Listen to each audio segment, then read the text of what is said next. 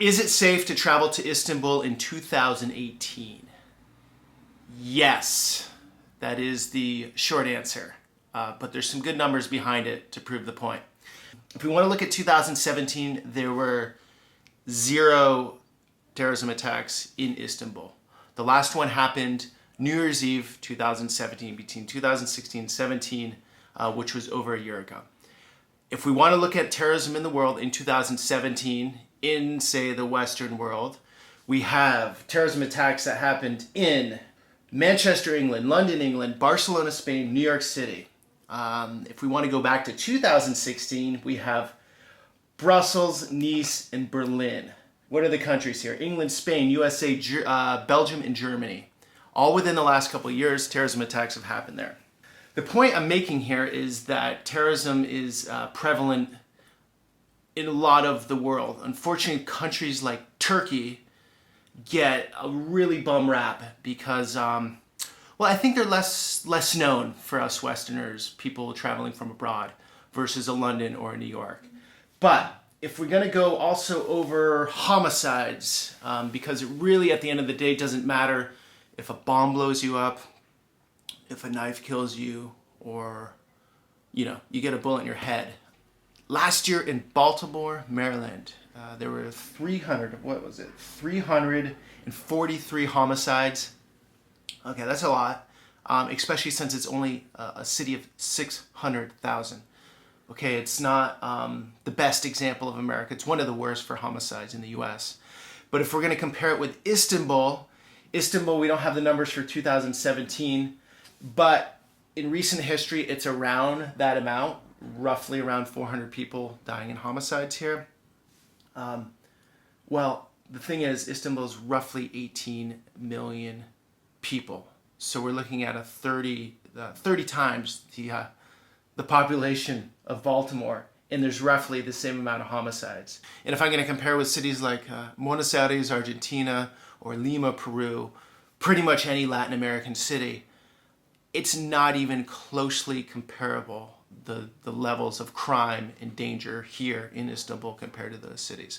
Nobody's going to grab a knife and put it to you for your shoes. That doesn't exist here. So on a whole, of course things happen here. Of course things can happen here. But on a whole, for me, it feels very peaceful walking these streets. I've never once felt in danger. I've probably been here, I don't know, 15 times? Something like that. 15, 20 times, maybe. We also have to take into account governments, and governments do weird things when their relations aren't well. And right now, Turkish-U.S. relations are pretty terrible. Last year, the Americans put a travel restriction in place for Turks. Turks did the same thing for Americans. I think it's mellowed out a little bit now. The U.S. government put it at 3, which is orange, which says reconsider travel. The only thing worse is do not travel. So it's 3 out of 4, which in my opinion is absolute bullshit. Like, coming to Istanbul should not be a level 3 reconsidering this trip. It doesn't make any sense statistically, and it doesn't make any sense logically or with your street smarts walking around here. There's, again, very low risk of something happening. So the fact they put a 3 tells me there's something else going on that, well, it's reflective of the both administrations not liking each other right now. When the Iraqi war started in 2002, and the Turks didn't want to allow the Americans to fly warplanes from here, from Turkey, to bomb in Iraq, right? And the Americans put a travel warning on Turkey at that time. And there's a lot to that. I mean, there's no way of knowing for sure how this stuff works behind the scenes or how many layers deep it goes. But you can really hurt an economy in a place like Turkey or America or most European countries if you cripple the tourism. So I feel like that's what's going on right now. There's a little bit of a political power play. The thing is, that's not our problem as people of the world. We shouldn't care what political policies are for the most part, right? It's like saying don't go to America because Donald Trump's the president. That would be silly, right? Why would you not go to see the U.S. if you could? because Donald Trump's the president. It's not going to affect your travel once you're there. It's not going to affect the relationships you make, the people you meet, the things you see, what you experience, how you grow. These are the things that are beautiful about travel. So we get caught up, I think, more and more today with the news media and what's being told to us and the political shenanigans that we hear. My suggestion is eradicate all that. Look at the hard data, which I've presented to you, and you can do your own research, and then make the decision. But it's a very sad thing if you decide not to come to this city from what you've seen from our politicians or other politicians and the warnings you might see issued by a government, because it's not baked in the actual reality on the ground here at this very moment in time.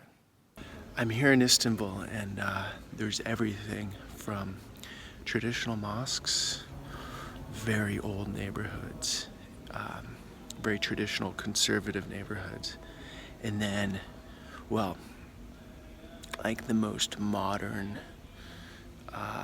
Western style architecture. And wow, the city is so mixed up. It really is like,